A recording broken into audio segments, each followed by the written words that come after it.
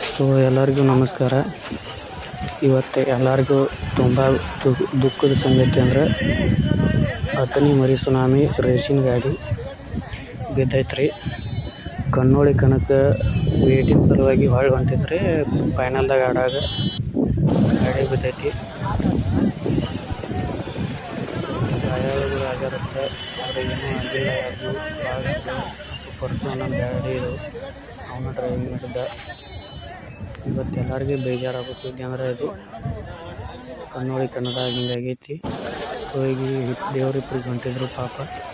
ರೇಷಿಗೆ ಹೋಗಿ ಟೈಮ್ದಾಗ ಊಟ ಮಾಡ್ಕೊಂಬರಾಕ್ತಾರೆ. ಹಿಂಗಾಗೈತಿ, ಗಾಡಿ ಬಿದ್ದೈತಿ. ಯಾರಿಗೇನೂ ಆಗಿಲ್ಲ. ಕಮಿಟಿ ಅವ್ರು ಏನು ಹೇಳ್ಯಾರ ಕೇಳ್ರಿ ಎಲ್ಲ ಅವ್ರಿನ ಬಗ್ಗೆ.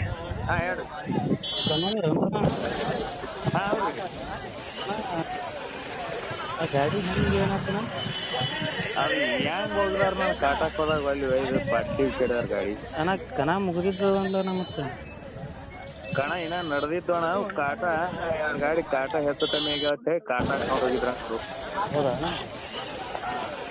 ಅದು ಪರ್ಸನ್ ಫೋನ್ ಎತ್ತುವಲ್ರಿ ಗಾಡಿ ನಾವು ಅದಕ್ಕೆ ನಿಮ್ಗೆ ಹಚ್ಚಿದವ್ರಿ ನಾವು. ಏನು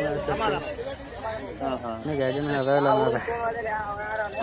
ಅದು ಹುಡುಗನ ಕೈ ಕೊಟ್ರ ಗಾಡಿ ಕಾಟ ಹಾಕೊಂಡು ಹೊಂಟ್ರ ಹೋಗಾಮ ಪೆಟ್ಟು. ಹೌದಾ? ಯಾರಿಗೇನಾಗೈತೆ ಅಣ್ಣ? ಒಂದ್ 3 ಮಂದಿ ಕಾಲ್ ಮುರಿದವ.